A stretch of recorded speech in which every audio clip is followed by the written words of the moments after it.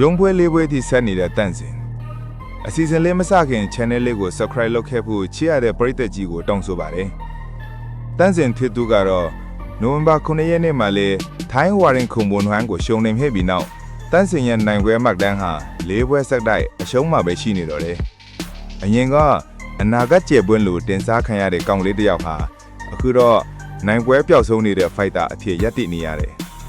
သူရဲ့နိုင်ပွဲရဖို့အတွက်မော်ပညာတွေပျောက်ဆုံးတော့တာလားဘာတွေကသူ့ကိုဒီလိုကြာဆုံးစေတာလဲတန်းစင်ဟာထိုးကွက်တိုင်းမှာနိုင်ကျင်စိတ်ပြင်းပြမှုအပြည့်ရှိတာကိုမြင်ရတယ်ဒါပေမဲ့ဒီစိတ်တက်ကပဲသူ့ရဲ့ရန်သူဖြစ်နေတယ်သူရဲ့လက်ရှိထိုးပုံကရိုးရွှင်းပါတယ်အစောပိုင်းမှာအပြင်းထန်ဖိအားပေးမယ်ဒါပေမဲ့ကွန်မွန်ဝိုင်းကိုထိုင်းဝါရင်ဒီကဒါကိုကောင်းကောင်းထိနေတယ်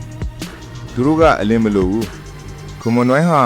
ပထမပတ်မှာတန်းစင်ရဲ့မီးကုံရန်ကုန်တိုက်ကွက်ကိုစိတ်ရှည်လက်ရှည်ကာကွယ်လိုက်တယ်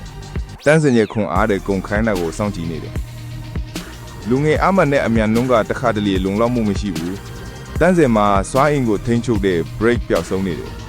ပထမအချီကုံတာနဲ့တန်းစင်ပင်ပန်းလာတယ်ပြီးတော့သူ့ရဲ့ကာကွယ်ရေးဟာလုံးဝကိုဟင်းလင်းပြင်ပြတ်သွားတာကိုခွန်မွန်နိုင်က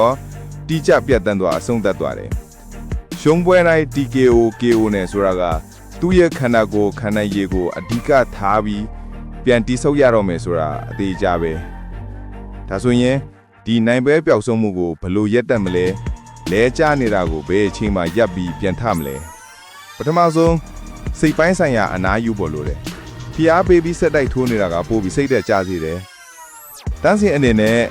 3လ4လလောက်ပွဲတွေခဏနာပြီးကိုကျူးပြီးကြည့်ရတော့မယ်ဒုတိယနီးပြအခွဲနဲ့လေ့ကျင့်ခန်းကိုခွဲစိတ်စစ်ဆေးပါခန္ဓာရည်ကိုနှဆမြင့်ပါကာကွယ်ရေးကွက်ကိုအရင်ဦးဆုံးအဓိကထားပြီးလေ့ကျင့်ရမယ်မထီအောင်ရှောင်ရင်းနဲ့မှတီးကြအောင်ပြန်ထိုးတဲ့နီးဖြူဟာကိုကူးပြောင်းဖို့လိုနေပါပြီရဲရင်တာကောင်းတယ်ဒါပေမဲ့အောင်မြင်မှုရဖို့ဆိုရင်လိမ္မာပါးနှက်ဖို့ပိုအရေးကြီးတယ်တန်းစင်ကြီးမင်းရဲ့အနာဂတ်ဟာဒီရှုံးပွဲလေးပွဲမှာရပ်မသွားဘူးအဲ့ဒီပျောက်ဆုံးသွားတဲ့နိုင်ပွဲကိုပြန်ရှာတွေ့ဖို့ဆိုရင်မင်းရဲ့လက်ရှိလှုပ်ဆောင်နေတာတွေကိုမေးခွန်းထုတ်ဖို့လိုတယ်ပြောင်းလဲ